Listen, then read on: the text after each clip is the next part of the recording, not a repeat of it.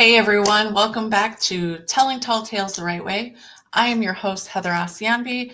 I am the editor of several best-selling adult nonfiction books. I am a master, see there's right there, certified master storyteller. I've also been a writer, reporter, and editor for, it feels like 100 years. Of course, it's not quite 100 years, but that's what it feels like. Anyway, what I'm telling you is that I know my way around storytelling. And I am really excited today to talk with you about one of the most unique books I've ever read. And it's not mostly because of storytelling convention, I think.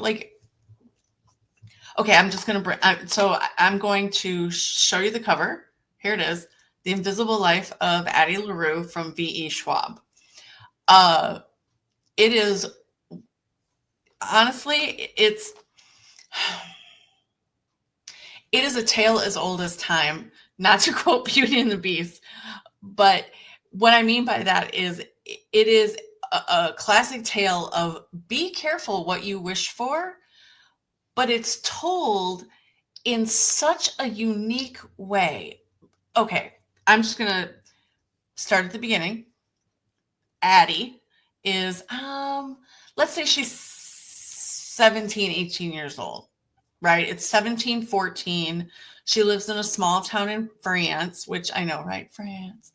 But, in 1714, her family was would have been considered a peasant family, right? Because her father worked for a living, basically, to support his family. Her mom was a classic, stay-at-home mom, but they all had chores to do. There was work to do. They had they had a house to take care of, a yard to take care of, animals to take care of, all of this sort of thing. 1714, she's marriageable age. She's at the age where where most girls her age are getting married, and especially in this time period, or they're already married with children. In fact, her best friend is married with children. And her parents are like, what gives? And she's like, yeah, just, I haven't met anybody, blah, whatever. Her parents are like, well, we can't have this. So you're going to get married. And they try to force her into an arranged marriage with a man she doesn't love. She likes him, but she does not love him. And she is like, oh, hell no, I'm not doing this. And she runs out on her wedding and she goes into the woods. Now, I have to backtrack a little bit because they're small. I keep thinking Beauty and the Beast, right? Like there has to be more than this provincial life. But that's really kind of what it is. So like, I guess if you have to picture a village in your mind, picture the Beauty and the Beast village. Either the cartoon version from 1991 or the one with Emma Watson, the live action, whichever one floats your boat, go for it. But adjacent, well, I don't know about adjacent. Anyway, it doesn't matter. There is an old cottage just kind of falling down. It's, in disrepair, and an old woman lives there, and I think she's legitimately like a witch, right? But she teaches Addie the ways of like how to use nature, how to be one with nature. But she also warns her, like, you got to be really careful when you're in the woods or you're talking to the water or whatever. Like, you need to be careful about who you're talking to, because if it gets dark and you're talking, you're going to be talking to the wrong kind of beings. Okay? That's the foreshadowing. Addie runs away from her wedding. She hides in the woods. Nobody can find her. And, while she's sitting there, she just keeps repeating to herself, I need more time. I want to be free. I don't want the weight of people's expectations. I don't want this. But what she doesn't notice, because she's got her eyes closed and she's just kind of doing like, the rocking thing where she really wants this, it gets dark. And what did the old woman warn her about? Don't be careful of the time of the sun setting and it getting dark, because if you're in the woods and you're talking about what you want or what you hope for or whatever, you got to be careful who's listening. And sure enough, I don't know, I've read some things that they describe the gentleman, because he does appear in like human form, right? And here's another thing. Okay, I have to say this. So if Addie realizes many, many years later that she kind of manifested this being or brought him to life in a certain way, because for the past few years, she's been sketching this like tall, dark, and handsome stranger who's going to come and take her away from this provincial life. And when he shows up, he is like her imagination and her drawings come to life, right? Now she is a young girl. Well, she's a young woman who has lived a very sheltered life. And this charismatic, cosmopolitan man shows up and starts telling her he can give her more time. He can give her the freedom she desires, free from expectations. And she's like, oh, yes. Addie. This is where be careful what you wish for comes to bite her in the butt. When she goes back to her, I forget if she goes back to her parents' house first or if she goes to the old woman's house. Doesn't matter. Anyway, doesn't matter. So she goes either one. But when she gets back there, nobody knows her. It's like she never existed. When she tells her mother, I'm your daughter. I'm your daughter. And her mother is like, how could you be so cruel? I think they lost a child and then Addie was their only surviving child. So she's like, how could you be so cruel? We never, we haven't had any more children, or we don't have any right now. Right? I think that's what it is. And when she goes into the workshop where her father, it's a wood workshop. He makes things. And she goes and there's, the figures that she made, like she actually made them before she made this whole wish thing. She can't touch them.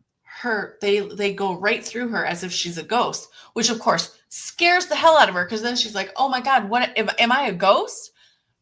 No, sweetie, you are as corporeal as you were before you went into the woods running away from your wedding.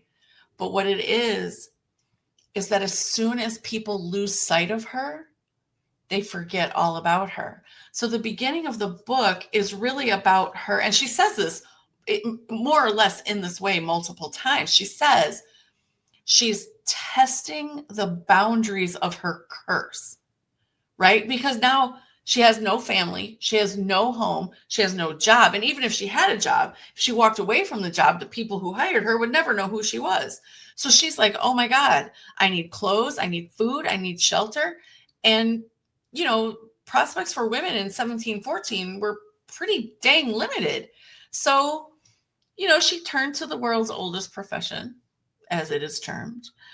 And then her demon shows up. I call it, so he's been referred to as the devil. I don't think he's the devil, though. I don't know if he's a demon or if he's just a malevolent god. I don't know. I never actually figured that. I didn't really care enough. Well, that's not true. I cared, but either definition fits. I think demon or malevolent god, either way, I think they fit. I don't know about the devil so much. So what the story does then is it follows Addie through the years and how her demon, I forget his name. Dang it. I just looked it up right before I came to record this. I forget what it's called. Anyway, we'll call him, is it James? It might be James. Anyway, we're just going to call him James from now on. So periodically James shows up because the deal is once Addie says that she is done with this existence because, oh yes, and in addition to people forgetting her, she's also immortal. So time, immortality, and freedom from expectation is nobody knows who she is. So there's absolutely nothing happening and going on. So in terms of like, she can't, you know, and at first she's like, it's terrifying. But once she kind of figures out like a basic way to survive, she's like, okay, this isn't bad. Until, and I'm not sure how much time passes, but I would imagine with any of us, because I feel it too, right? Like I have 3 kids and 2 grandkids. I have a child and a grandkid who live upstairs. And you never get out from under the weight of expectation as a parent. And then it's magnified, albeit in different ways, when you're a grandmother or a grandparent. So I can imagine how liberating it would feel for more than a hot minute to be like, whew, I don't have to answer to anyone. Like, that doesn't suck. That doesn't suck at all. So I can see it. Like, I could vibe with Addie a little bit while she's kind of figuring all this out. But after a while, she is crushed with loneliness. So now she's going through a new phase of this, you know, I guess the road to acceptance, right? Like maybe the 7 stages, 5, 7, whatever, the stages of grief. But it's not really grief. She does mourn her old life because she misses her parents. She loves her parents. They don't know she exists. Her best friend welcomes her into her home as a stranger, and the best friend's new baby is fussing, and Addie picks the baby up and she's like, oh, baby, calms the baby down. But when her best friend leaves the room and then comes back, she doesn't know Addie, and she's like, who are you? You're a stranger and you're holding my child? Like, what the heck, right? So as Addie moves on from the grief of losing the people closest to her, including the old witch, who, despite her having magic at her fingertips, also doesn't know Addie. Once she starts to adjust to that, now she's realizing she adjusts to that. She's like, okay, that sucks. And she starts grieving and she's very sad about it. But then the freedom kind of invigorates her. And she's like, man, this is not bad, right? Then the crushing loneliness hits her and she realizes, my God, it's been, let's just use a round number because I don't know how long it's been, 30 years since her deal with the devil, so to speak. And she's lonely. The loneliness is crushing her. Oh, and who shows up? James. And he's like, are you ready to give up? You ready to say you can't take it anymore? Because that's another part of the curse. As soon as she capitulates, he gets to take her. Because I think, so somewhere near the beginning of the story, James tells her, I've been watching you. I've seen, why do you think I look the way I do? Why do you think I look like your drawings and what you say you want basically come to life? Like I stepped off your paper, right? Because he's been watching her. He loves her as much as a demon malevolent god can love. He loves her and he wants to be with her, but she has to choose him freely. And the only way that can happen is when she's ready to give up. So the book follows. So we do go back and forth in time where we are in the present day. So like, let's say I think it's like 2014, maybe. Let's just say 2014, because it's been about 300 years that Addie's been living this existence. And we do go back and forth in time on how she's like, again, testing the edges of her curse, learning to adjust and adapt her life. And what's interesting is that James says something to her about you might not be a permanent fixture, but ideas have life or something like that. And it takes her probably, she ruminates over this phrase for about 50 years before it kind of clicks. Like, what could that mean? And what I found fascinating that the author did with this is I don't know if V.E. Schwab, I almost said V.S. V.E. Schwab does is he or she takes, excuse me, takes famous poems, famous stories, famous drawings and paintings, and he molds the history of those works and pieces to be what Addie finally realizes is that and song lyrics too, right? Like she forms a relationship with a singer-songwriter, only of course every morning the singer-songwriter doesn't remember her name and sheepishly is like, did we hook up last night? Like what happened? And she's like, yeah, we kind of did. And and she's at the piano playing this. So the singer-songwriter thinks this is a one-night stand. But for Addie, it's been a month of doing this so that she can insert herself into the historical record in some way, right? So she does this over and over again throughout history where she, there'll be let's just say a painting of a woman, but the face is blurry. It's because the curse says that no one can remember her. Painters, artists, they can't accurately describe her. So what they come up with is these beautiful works of art of a woman who might be, I was going to pose like one of those, like, oh, was that on the Titanic? Like, paint me like one of your French ladies, right? Like she might be doing this in a painting, but her face might be turned away. And so like, the viewer, 50, 100 years later is viewing this gorgeous piece of art, but we can't see the face of the subject. It's because it was Addie, but she can't be known. So anyway, okay, so that's what happened. So then in 2014, or is it 2014? Anyway, it doesn't matter. Modern day-ish, 10 years ago, whatever. She meets a young man. He runs a bookstore.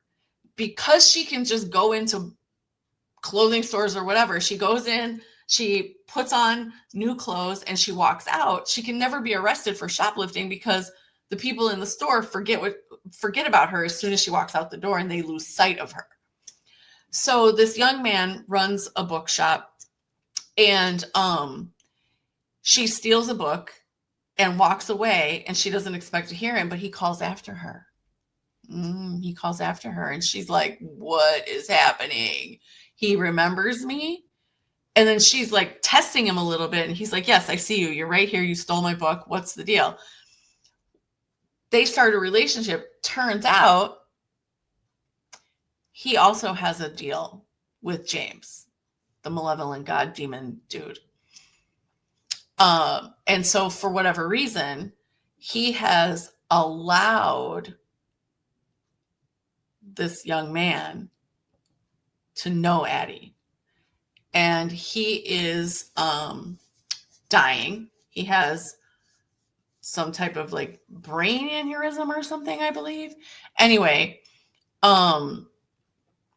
he has his own deal. I think he was supposed to die like imminently, and he made a deal with James to live for a year. And so he and Addie have their year. And then Addie makes a new deal with James where she says, if you let him live, I will come and be yours. And, for a malevolent god who has lived forever and seen some things, he agrees surprisingly quickly for this deal. He's like, yeah, that sounds like a great idea. I love it. Let's do it. Right? And while Addie has very complicated feelings for James. On the one hand, she really hates him. Like if he was a human, she would kill him is what I think. On the other hand, he's really all she's got in this world. And her stubborn pride won't allow herself to give up. So even though it seems like she is giving up with this deal, that's not really what's happening. She's got a plan. So, okay, so let's talk elements of every great story, right? Sharply drawn, well-defined characters who do go through character growth. Even James, the malevolent god demon dude, he goes through he has a character arc, which is refreshing, right? He's not just this I'm evil, right, for the sake of being evil. Like he has a character arc. Then we have Addie, who starts out as a very naive young girl and grows into a woman of the world who still wants love and is she believes there is someone in the world who will be able to remember her. And so when she finds him, I think in New York, they live in New York, she's blown away by this. It confirms her faith all these years that it was going to happen. Of course, is she pissed off that it turns out to be a manipulation by James? Yes, of course it does. But here we are. And then we have the world, right? So very well drawn characters, even the young man who she falls in love with, and for the life of me, I cannot remember his name. We'll call him Matt. I could actually be right, but maybe not. Don't quote me. Matt is also very well drawn. He has a rich back life, and you know how actors are like, what's my motivation? He has a very rich backstory. He learns Addie's secret. Addie learns his secret. They are both fully aware of each other's deals with James. And then as long as, well, let me refine Addie's deal with James. If you let him live, he can forget about me. I don't need him to remember me, even though, so they decide to write Addie's story down. Matt and Addie decide to write Addie's story down, except Addie can't do it. She can't type on the computer. I think she can type, like she can actually hit the keyboard. I'm typing on mine, like you can actually see me. So she can type on the keyboard, but then nothing appears on the screen. She can grab a pencil and write, but nothing is there. So Matt is the one who writes it down, and he writes it down longhand in a notebook so that her story can live. So anyway, okay, so there's that. So she makes the deal with James. If you let him live, he can forget about me. Well, no, I think she wants him to, no, he can remember her, but he gets to live and she will be with James. But it's a setup, right? Addie is using James against himself. She knows there will come a time when I'm trying to think of how to phrase this. She's flipping the tables on him is what I will say. And even though she loathes James, she loves him too. And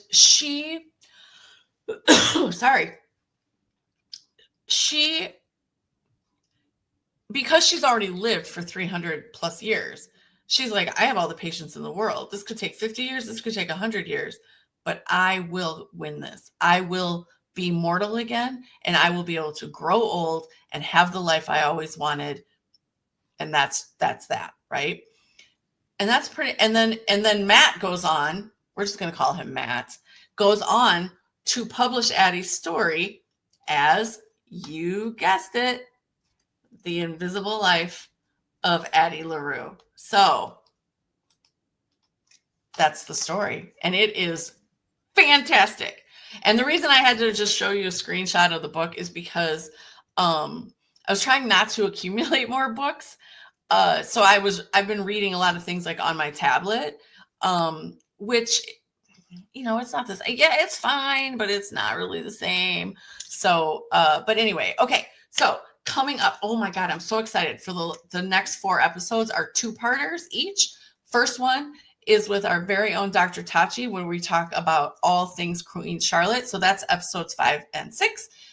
And then Cindy Rodriguez Constable joins me for episodes 7 and 8, where we break down Paradise, which is a series on Hulu that recently wrapped its first season. And it's a roller coaster. Okay, anyway, thank you for joining me. I can honestly, if you're looking for a really good book that you can sink your teeth into, that's going to take a hold of you and really transport you to another time and place, but it's not a time and place that's so far removed it's hard to recognize.